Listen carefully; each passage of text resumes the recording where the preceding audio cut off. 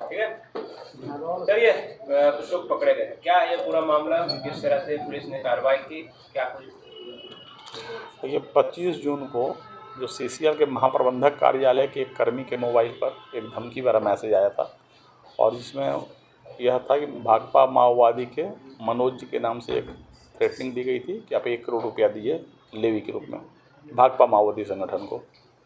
इस बात पर जो है उनके एप्लीकेशन पर एक एफआईआर दर्ज किया गया और उसके बाद रूरल एसपी केस की मॉनिटरिंग करने लगे और डीएसपी खिलाड़ी, थाना प्रभारी मैक्लुस्कीगंज, थाना प्रभारी खिलाड़ी, इन सब मिलकर और इनकी पूरी टीम ने, इनके पदाधिकारियों ने काफ़ी ज़्यादा मेहनत किया और अल्टीमेटली केस को डिटेक्ट किया। इसमें जो है जो गिरफ्तार हुए हैं वो 4 लोग गिरफ्तार हुए हैं इस पूरे षड्यंत्र में। पर इसमें जो मुख्य सरगना इसका है वो योगेंद्र गंझू है।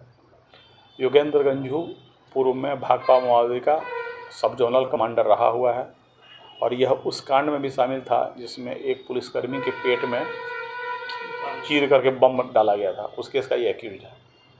यह जेल में लगभग पहले 2006 से 2008 में जेल में रहा है भाकपा माओवादी के सदस्य के रूप में और फिर 2012 से 22 10 साल लगातार जेल में रहा। जेल से निकलने के बाद कुछ दिन तो ये शांत रहा, पर अब इसकी फिर से इच्छा हुई कि संगठन को कुछ पैसा संगठन के नाम पर भी दिया जाए और संगठन को दिया जाए। मतलब एक तरह से भाकपा माओवादी का फिर से ये प्रचार करने का प्रयास किया था। तो ये जो है अभी एक एरिया कमांडर ये बता रहा है कि रविंद्र गंजू के अंदर में एक एरिया कमांडर है राजन से इसने फिर लेटर पैड लिया माओवादी का। उसी लेटर पैड में से अपने हाथ से इसने लिखा और फिर इसने प्रयास किया कि सभी को धमकी देकर पैसा लिया जाए। तो ये भाकपा माओवादी की गतिविधि को फिर से आरंभ करने का प्रयास था, लेकिन आरंभ में ही योगेंद्र गंजू जो पहले पवन जी के नाम से जाना था गिरफ्तार हो गया और इसको मोबाइल देने में, दिलाने में, सीसीएल वालों का नंबर देने में जो भी षड्यंत्र में शामिल थे उसमें 3 आदमी और गिरफ्तार हुए हैं। तो कुल 4 गिरफ्तारी हुई है और ये बहुत उल्लेखनीय उपलब्धि है। तो सर किन जिले में ये लगातार सक्रिय रह रहे हैं?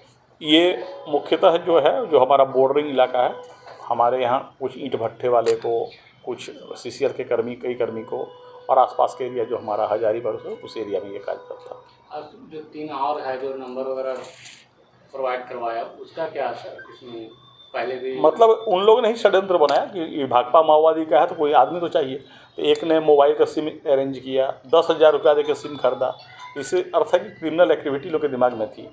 दूसरे ने टारगेट बताया कि सीसीएल का कौन आदमी को आप नंबर दिलवाया और कुल मिलाकर ये आरंभ हो गया कि बीच में पैसा वसूली किया जाए। उन लोग का भी 3 आदमी का है सर। मुकेश गंजू का 4 कांड में है, वो भी यूएपी एक्ट का है ना। योगेंद्र गंजू जो बोले मुख्य सरगना है उसका 9 कांडों का आपराधिक इतिहास है। उसमें एक और अभियुक्त है जिसमें रेप केस में मनु गंजू रेप केस में 10 साल जेल में रहा है। तो 4 में से 3 का आपराधिक इतिहास है।